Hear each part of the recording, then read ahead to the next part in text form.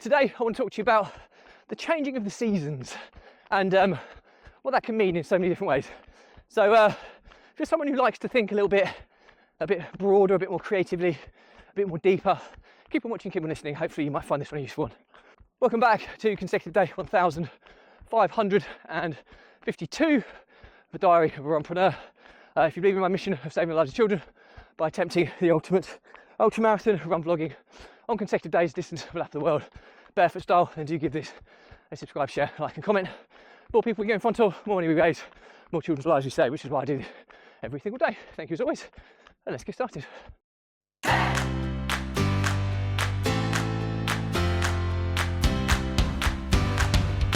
So, consecutive day 1552 of a Diary of a Runpreneur, and today I'm talking about the changing of the seasons. So fairly obviously the reason I'm talking about this today is probably due to the climate and weather. I'm just going past someone, so just bear with me a second.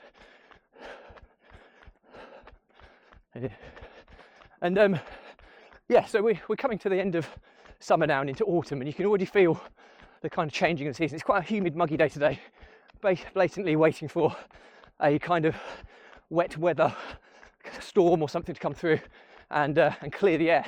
But you can definitely see the nights are drawing in, the temperatures are dropping, the kind of climate is changing, and with that comes a kind of a bigger picture in so many different areas of life. So with the seasons come the impact it has on your personal life. So in the autumn, obviously the kids go back from school after the summer holidays if you have kids, and people often refer to September as their January, or similar to their January, because you've had the break over the summer, you're back into the swing of things.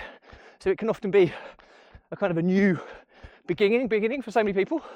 In business, can be different depending on what business you're in, but generally speaking, you've kind of spring and excitement of growth. You've got capitalising on that growth in the summer, and then autumn is about hanging on to that growth and keeping it going really before it peters off invariably into a slightly quieter winter, depending on what season you're in, what business you're in, what industry you're in. But all these seasonal changes have quite seismic shifts in your life in so many different ways, and I find it quite interesting seeing this because I think about it from a running perspective as well. Obviously, I've just come through summer. I've been away on holiday into hot climates where I've been running in extremely hot conditions, a lot of daylight.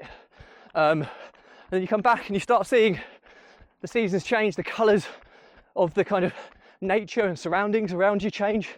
And then in the back of your mind, it's really hard as a runner, if you're running every single day, to then kind of see the kind of October where the clocks change. They spring forward and they fall back. So the clocks go back in autumn here in the UK, which means the days shorten even more so. And then as you start getting into October, November, December, you know, it's getting dark by 4 o'clock time in the afternoon. And it squeezes your day. I try and run whenever I can in daylight hours. So your day gets squeezed to quite squeeze your running. Also the temperature that comes with it in the winter months gets incredibly cold and wet. So you're then running in winter attire, which again is challenging. You're in your kind of running tights, you're in your winter jacket, you're in your skins, and it's a different ball game altogether. You'll be running in icy cold conditions, and I think about this, but then it's amazing how quickly things change again. As you start building up to that, before you know it, you then start building up again to next season's spring, and the nights are drawing out again, and then the clocks go forward in March. And I always kind of assess what's happened in the past season in all areas of my life, and you know, has it been a good season? Has it been a bad season? And you know, I can definitely say that most of the seasons that I have had, certainly over recent times, have been very good ones. And I'm also very consciously aware that that's not like how life works. You get ups and downs. I'm always consciously aware that there's probably not too far in the distance before there's going to be some downs. And how do I react to those? How do I bounce back? How do I manage them? I don't want to be kind of negative or thinking that, but the world is about cycles. And, you know, the secret is to try and enjoy each one for what it is. Everything's a phase. No matter what happens, there'll be the next stage. Obviously, depending on what you believe in, you have death. That's pretty final for many people, but it might be just the end of a chapter for others. So it's, yeah, an interesting time. The changing of seasons, you can always feel it in the air when it's happening. And yeah, it's always kind of it's therapeutic's probably not the right word, but kind of soul searching, mind blowing. It's that type of moment where it's just a period of reflection, gratitude, and excitement, and a bit of fear for what the future holds.